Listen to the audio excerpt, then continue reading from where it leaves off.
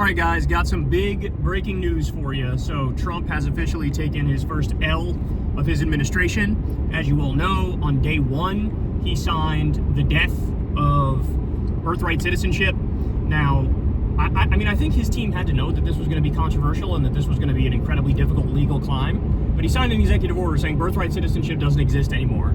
And then a bunch of attorneys general sued. I believe 18 of them at least sued to say, no, this can't go into effect. This is like very clearly and specifically in the Constitution. Yeah. Well, guess what?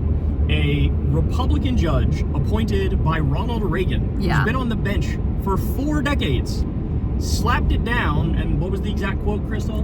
That it was in 4 decades of being on the bench, this was the most clear-cut question this judge had ever seen, that the order was blatantly unconstitutional.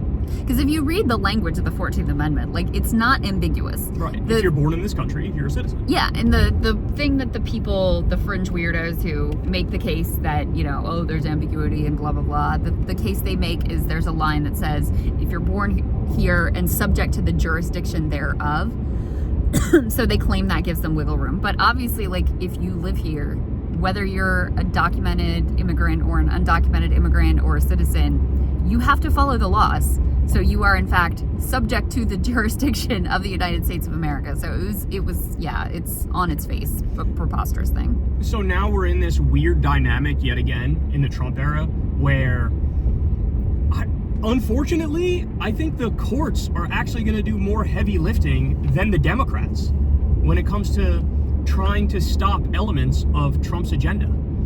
And in some ways, obviously, the Supreme Court is horrific.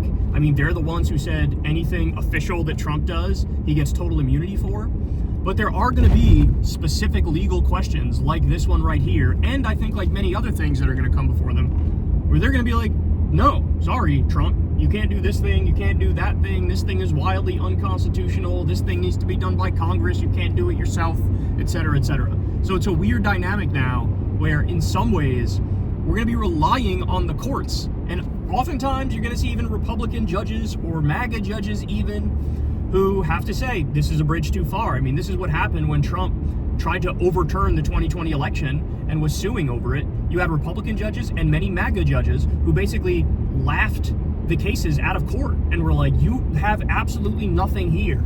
So he's going to keep overreaching because he feels invincible. And so what's crazy is that even these right-wing judges are probably going to provide more pushback on some issues than the Democrats will.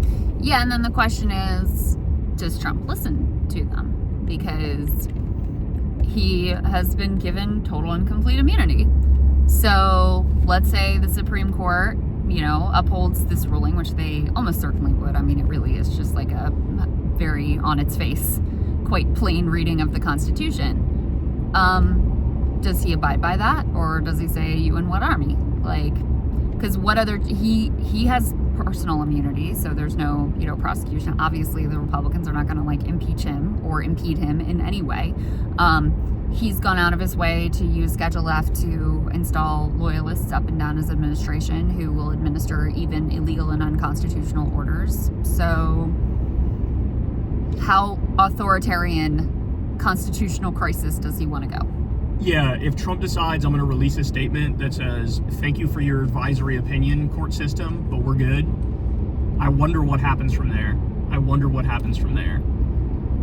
Yeah. Because then, you're right, constitutional crisis, and then everything kicks into gear, and I don't know who ultimately wins that battle. Or even if on some of those issues Trump wins out, but on other issues he doesn't, we are in uncharted territory. We are in uncharted territory because they are going to push the limits of unitary executive theory, which is just a fancy way of saying no more checks and balances, I'm the authoritarian leader. Yeah. Yep. So this is the first test case. We'll see how he responds to this one.